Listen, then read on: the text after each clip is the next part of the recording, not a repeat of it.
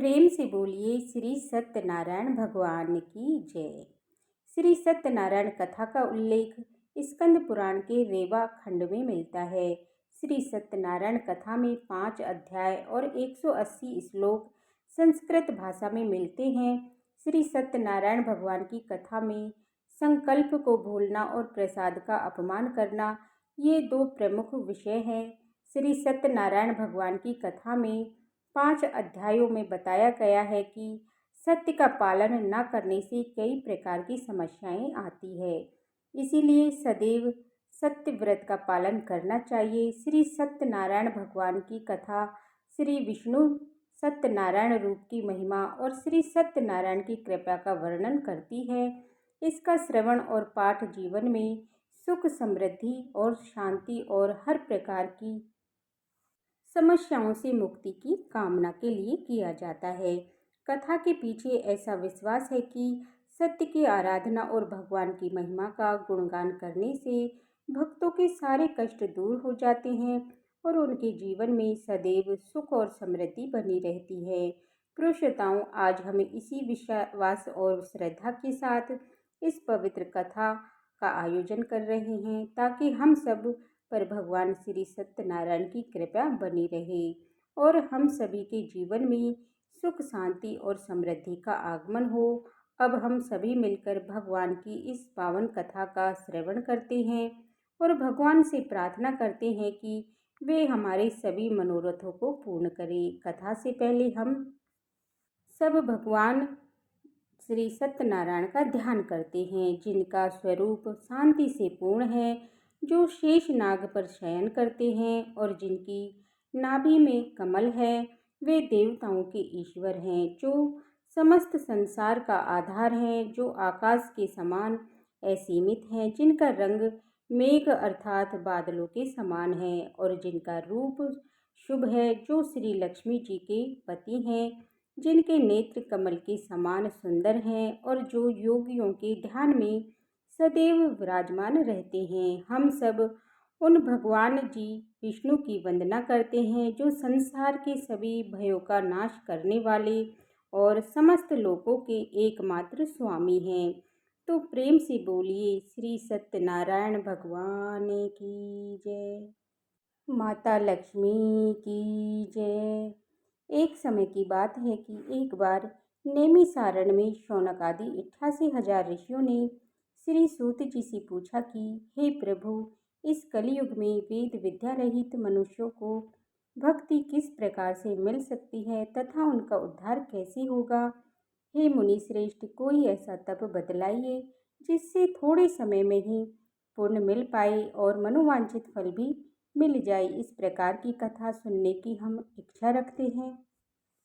सर्वशास्त्रों के ज्ञाता श्री सूत जी बोले, हे वैष्णवों, पूज्य आप सभी के प्राणियों के हित की बात पूछी है, इसीलिए मैं एक ऐसे श्रेष्ठ व्रत को आप लोगों को बतलाऊंगा जिसे नारद जी ने लक्ष्मी नारायण जी से पूछा था और लक्ष्मीपति ने मुनि श्रेष्ठ नारद जी से कहा था। आप सब इसे ध्यान से सुनिए। एक समय की बात है, योगीनाथ नारद जी दूसरे की हित की अपेक्षा के लिए अनेकों लोकों में घूमते हुए मृत्यु लोक में आ पहुँचे। वहाँ उन्होंने अनेक योनियों में जन्म प्राया है सभी मनुष्यों को अपने कर्मों द्वारा अनेकों दुखों से पीड़ित देखा। उनका दुख देखकर नारद जी सोचने लगे कि ऐसा यत्न किया जाए जिसके करने से निश्चय रूप से मानव के दुखों का अंत हो जाए। इस विचार पर मनन करते हुए वह विष्णु लोक में गए। वह वहाँ देवों के इष्ट नारायण की स्तुति करने लगे, जिनके हाथों में शंख, चक्र, गदा और पद्म थे, गले में वरमाला पहने हुए थे।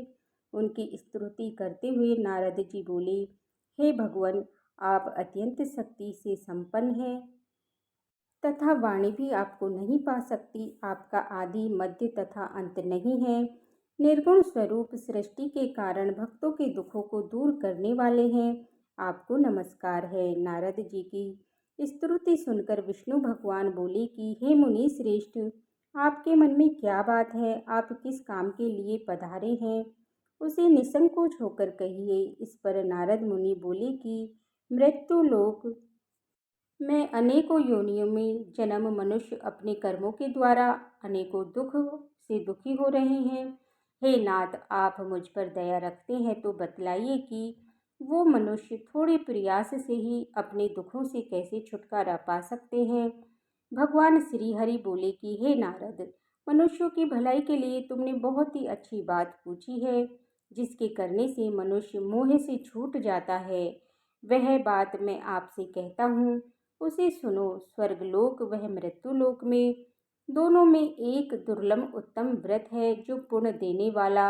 आज प्रेम वश होकर मैं तुमसे आपसे कहता हूँ, श्री सत्यनारायण भगवान का यह व्रत विधि विधान से करके मनुष्य तुरंत ही सुख भोग कर मरने पर मोक्ष को प्राप्त होता है। श्री हरि के वचन को सुनकर नारद जी बोले, उस व्रत का फल क्या है और इसका क्या विधान है? यह व्रत पहले किसने किया था? इस व्रत को किस दिन करना चाहिए? सभी को विस्तार से बतलाइए। नारद जी की बात सुनकर भगवान श्री हरि बोले, दुख व सुख को दूर करने वाला, यह सभी स्थानों पर विजय दिलाने वाला है।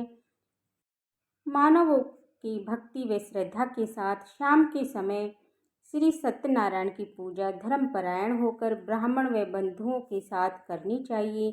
भक्ति भाव से नैवेद्य, केले का फल, घी, दूध और गेहूं का आटा, सवाले का गेहूं के स्थान पर साटे का आटा लेकर शक्कर तथा गुड़ लेकर के वह सभी भक्ष्य योग्य पदार्थों को मिलाकर भगवान को भोग लगाएं। ब्राह्मणों सहित बंधु बांधवों को भी भोजन कराएं।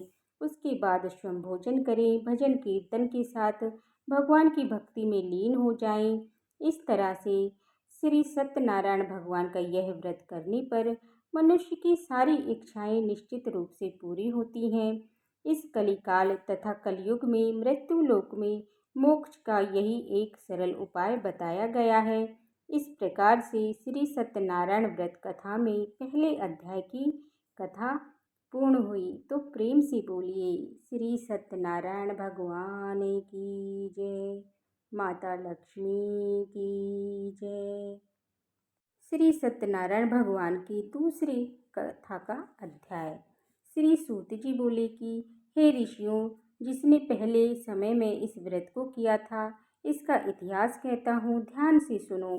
सुंदर काशीपुरी नगरी में एक अत्यंत निर्धन ब्राह्मण रहता था।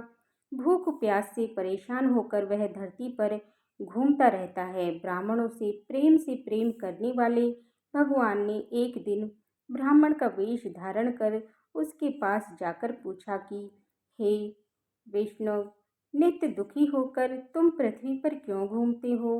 दीन ब्राह्मण बोला, मैं निर्धन हूँ, मैं भिक्षा के लिए धरती पर घूमता हूँ। हे भगवान, यदि आप इसका कोई उपाय जानते हो तो बतलाइए।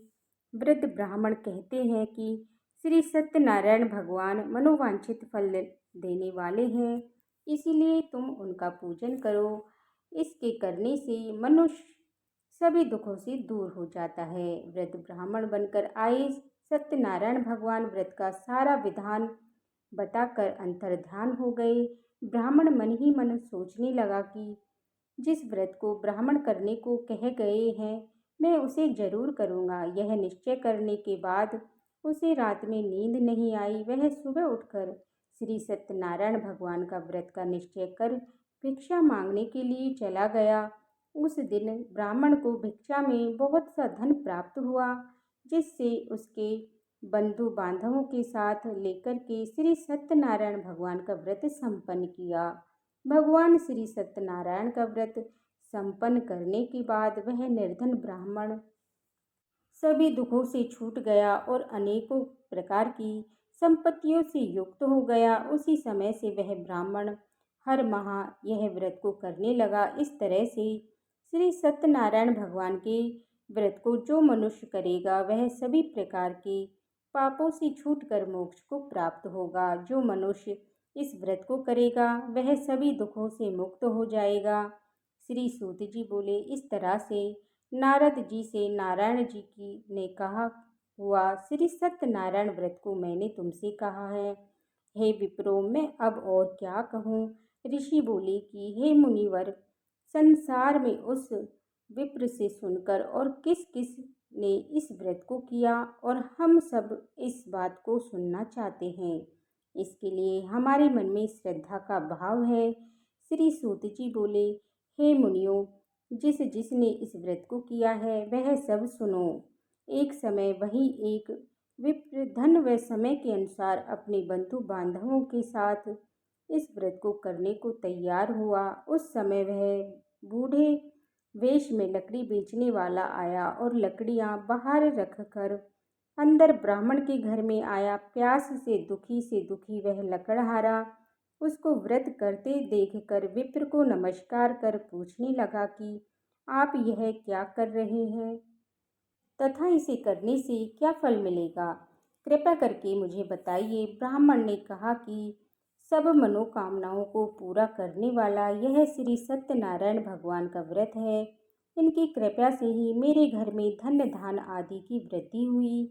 विप्र से सत्यनारायण व्रत के बारे में जानकर लकड़हारा बहुत प्रसन्न हुआ और चरणामृत लेकर के वह प्रसाद खाने के बाद वह अपने घर गया। लकड़हारे ने अपने मन में संकल्प किया कि आज लकड़ी बेचने से जो धन मिलेगा उसी से श्री सत्यनारायण भगवान का उत्तम मैं ये व्रत करूँगा। मन में इस प्रकार विचार करते हुए वह आदमी सिर पर लकड़ियां रखकर उस नगर में बेचने गया जहाँ पर धनी लोग रहते थे। उस नगर में अपनी लकड़ियों के दाम पहले से 4 गुना अधिक प्राप्त हुआ। बूढ़ा ब्राह्मण लकड़हारा प्रसन्नता से के साथ केले, शक्कर, घी, दूध, दही और गेहूं का आटा लेकर और श्री सत्यनारायण भगवान के व्रत के अन्य सामग्रियां लेकर के अपने घर गया। वहां उसने अपने बंधु बांधवों को बुलाकर विधि विधान से सत्यनारायण भगवान का पूजन और व्रत किया।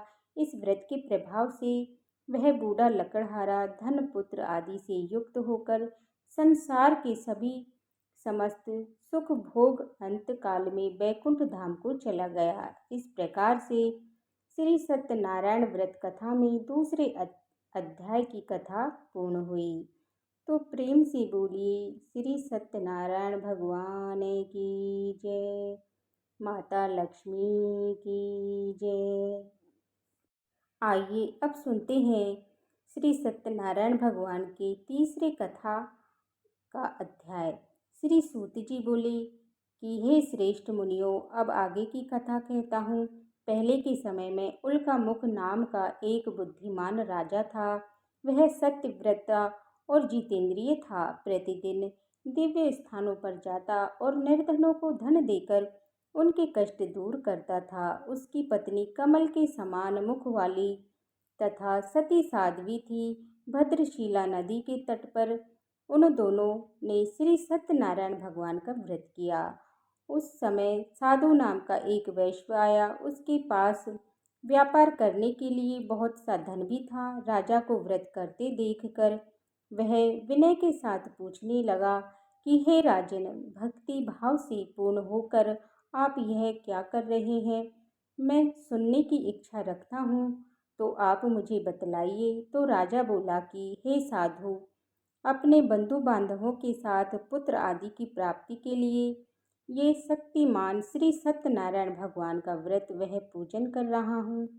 राजा के वचन सुनकर साधु आदर से बोला कि हे राजन, मुझे इस व्रत का सारा विधान कहिए।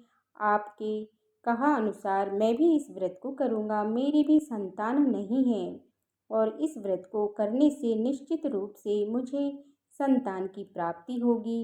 राजा से व्रत का सारा विधान सुनकर व्यापार से निवृत्त हुआ वह अपने घर को चला गया। साधु वैश्य ने अपनी पत्नी को संतान देने वाले इस व्रत का वर्णन कह सुनाया और कहा, तब मेरी संतान होगी, तब मैं इस व्रत को करूँगा।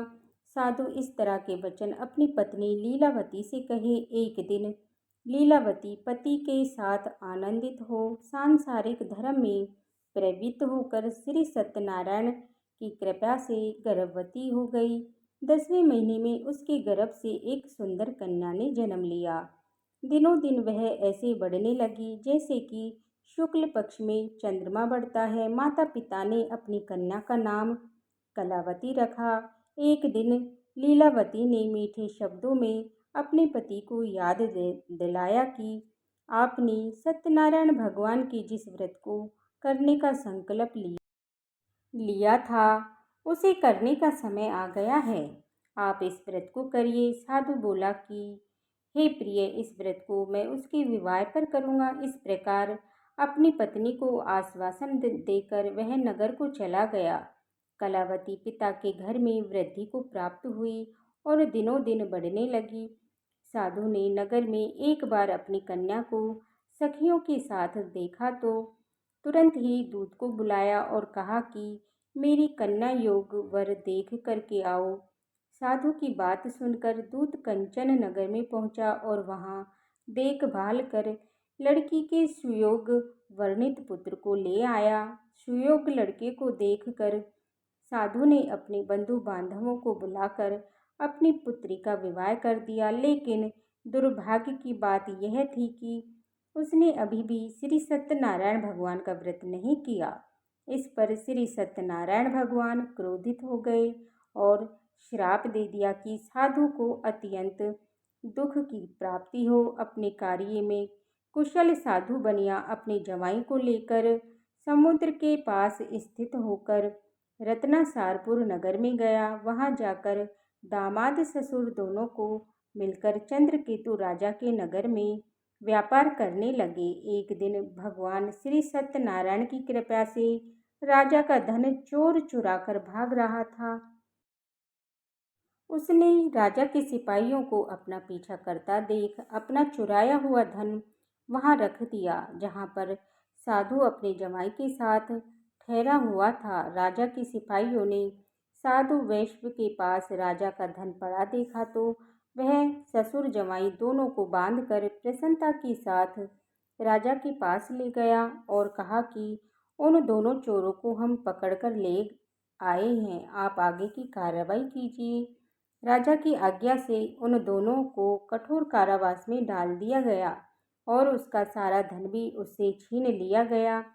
श्री सत्यनारायण भगवान के श्राप से साधु की पत्नी भी बहुत दुखी हुई। घर में जो धन रखा था उसे भी चोर चुरा कर ले गए। शारीरिक तथा मानसिक पीड़ा वह भूख प्यास से अधिक दुखी हो अन्न की चिंता में कलावती घूमते हुए एक ब्राह्मण के घर में गई। वहां उसने श्री सत्यनारायण भगवान का व्रत होते देखा, फिर कथा भी सुनी। वह प्रसाद ग्रहण कर रात को घर वापस आई। माता ने कलावती से पूछा कि हे पुत्री, अब तुम कहाँ थी?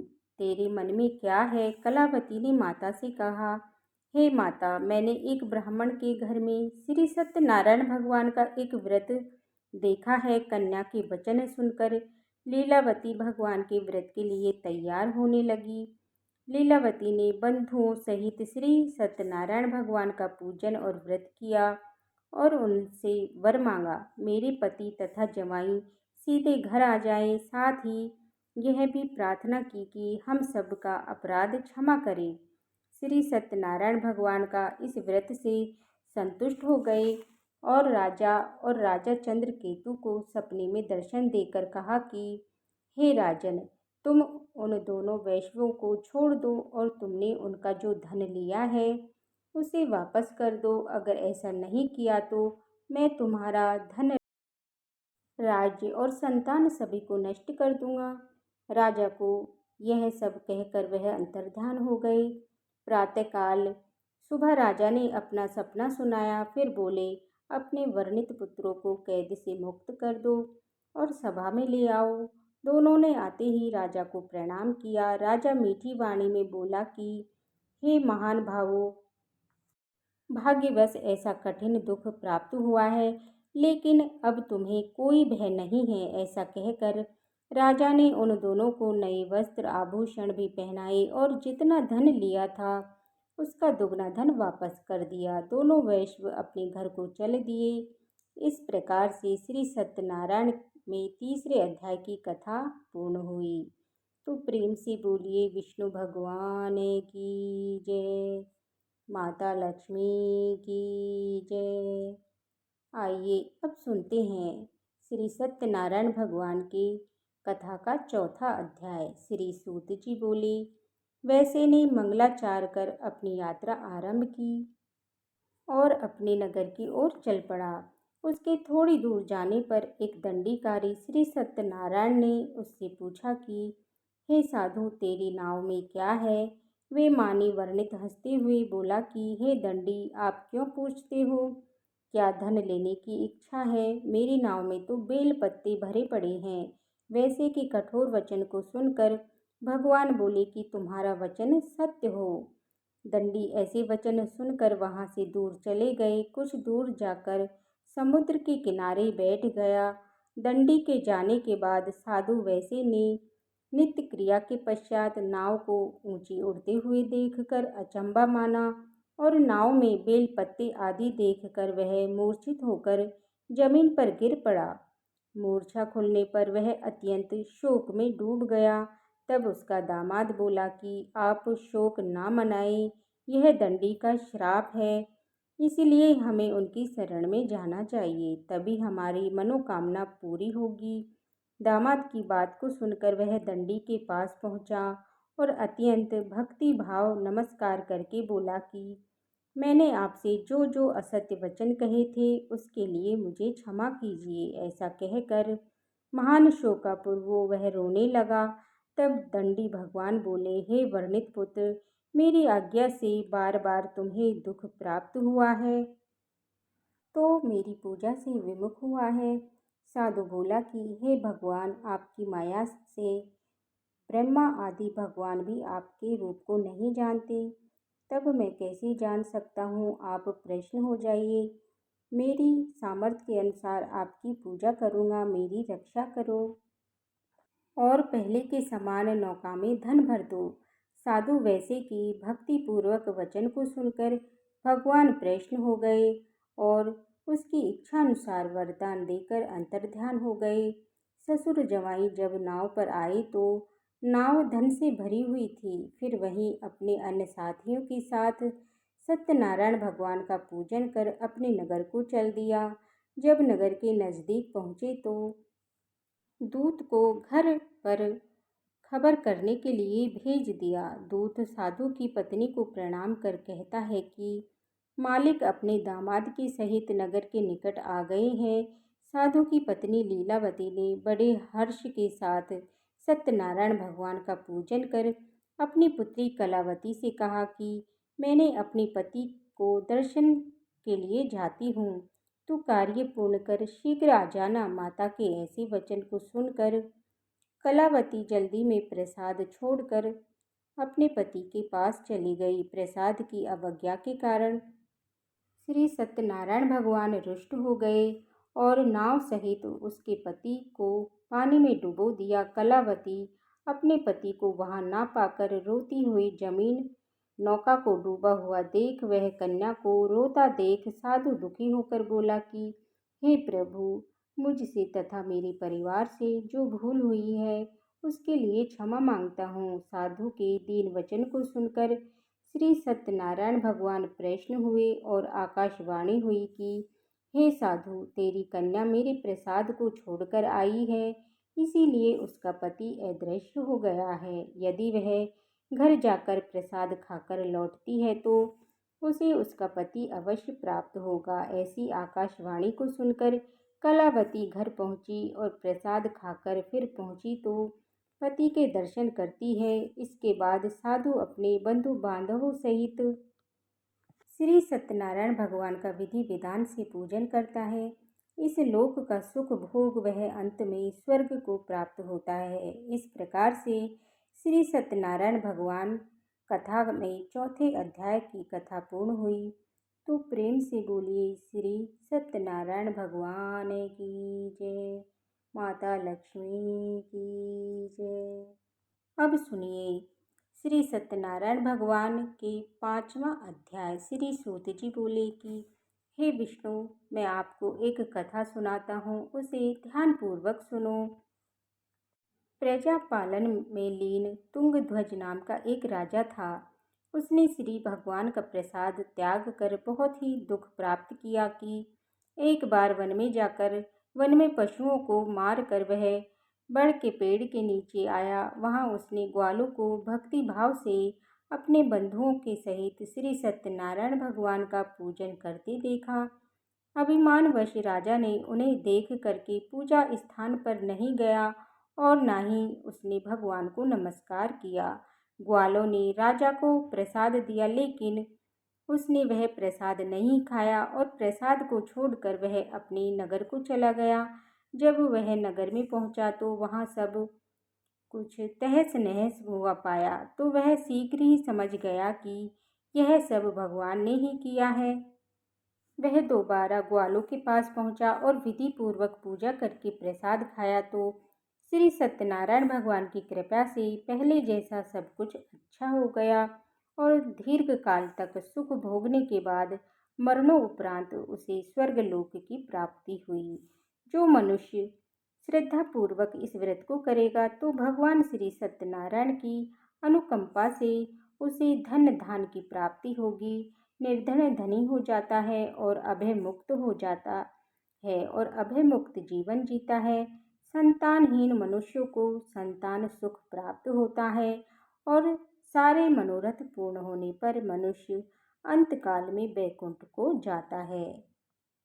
सूत जी बोले, जिन्होंने पहले इस व्रत को किया है, अब उसके दूसरे जन्म की कथा कहता हूँ। व्रत सदानंद ब्राह्मण ने सुदामा का जन्म लेकर मोक्ष की प्राप्ति की। लकड़हारा अगले जन्म में निषाद बनकर मोक्ष को प्राप्त किया। उल्का मुख नाम का राजा दशरथ होकर बैकुंठ को गए। साधु नाम के वैसे ने मोर ध्वज बनकर अपने पुत्र को आरे से चीरकर मोक्ष को पाया। महाराज तुंग ध्वज ने स्वयंभू होकर भगवान के भक्त होकर के मोक्ष को प्राप्त किया। इस प्रकार से श्री सत्यनारायण व्रत कथा में 5वें अध्याय की कथा पूर्ण हुई। तो प्रेम से बोलिए श्री सत्यनारायण भगवान की जय, माता लक्ष्मी की जय, विष्णु भगवान की जय, सर्वदेवी देवताओं की जय। इसी प्रकार से जो भक्त सच्ची श्रद्धा के साथ नियम और निष्ठा के साथ भगवान श्री सत्यनारायण का पूजन करते हैं, व्रत रखते हैं, कथा सुनते हैं, तो भगवान श्री सत्यनारायण की कृपा से उनके सभी दुख व कष्ट दूर हो जाते हैं तथा सभी प्रकार की सुख और समृद्धि की प्राप्ति होती है।